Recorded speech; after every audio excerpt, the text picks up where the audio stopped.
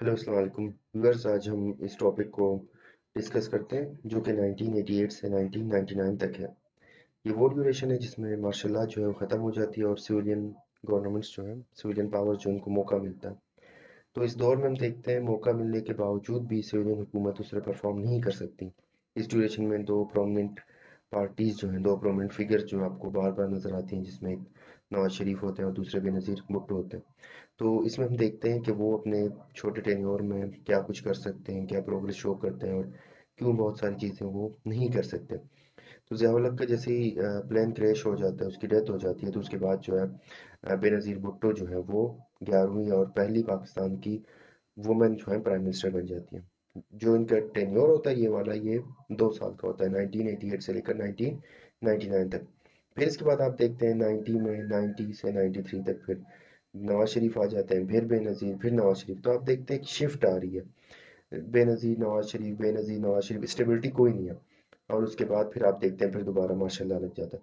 तो इस ड्यूरेशन में कोई भी है, मतलब जो उन्होंने कोशिश की उसको थोड़ा सा हम देखते हैं कि क्या हुआ। अब होता क्या है, 1984 में जो है बेनज़ीर जो है वो असल में उसमें चली जाती है एग्जाइल में, खुद अपने आप को मतलब एग्जाइल करती है, क्योंकि जो जुल्फ़िकार अली भुट्टो थे उनके वालिद थे, उनको फांसी दी गई। उसके बाद पीपल्स पार्टी को बैन किया गया, उनको मुश्किलात है, तो उन चीज़ को मद्देनजर रखते हुए बेनज़ीर जो है वो मुल्क छोड़ के चली गई, ब्रिटेन में चली गई एग्जाइल में। लेकिन उसके बाद 1986 में वापस आ जाती हैं और इलेक्शंस की तैयारी करती हैं, और 1988 में जब इलेक्शंस होते हैं तो वो जीत जाती हैं।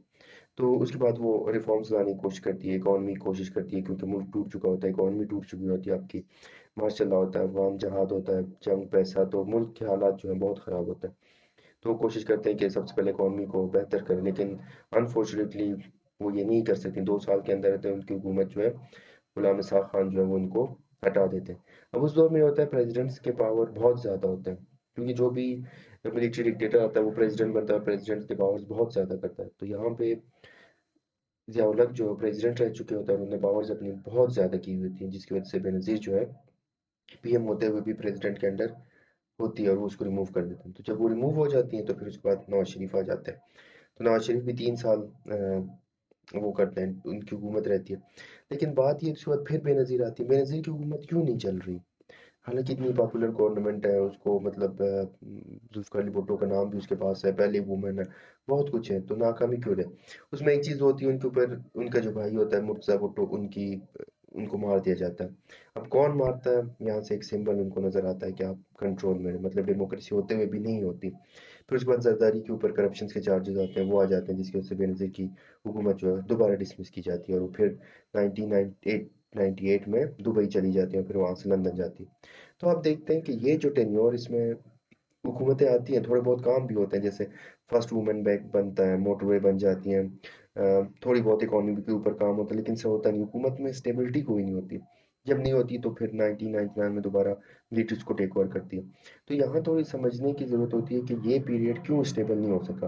अगर स्टेबल नहीं हो सका, आप इनको चांस दें, उनको डेमोक्रेटरी डेमोक्रेटिक गवर्नमेंट होती है, इलेक्ट होती है, लेकिन फिर भी आप उसको बार बार प्रेसिडेंट के थ्रू निकाल रहे हैं, उनको पॉपुलर होने नहीं दे रहे, आप उनको थोड़ा सा भी नहीं छोड़ रहे कि वो हुकूमत में है। तो यहाँ से आप समझ सकते हैं जो मार्शल लॉ रहा, उसके बाद पॉलिटिकल पावर्स हैं, इनको किसी तरह कुछ करने नहीं दिया, जिसकी वजह से जो है वो कंटिन्यू नहीं कर सकते। जब कंटिन्यू नहीं कर सकते, पॉलिसीज नहीं थी,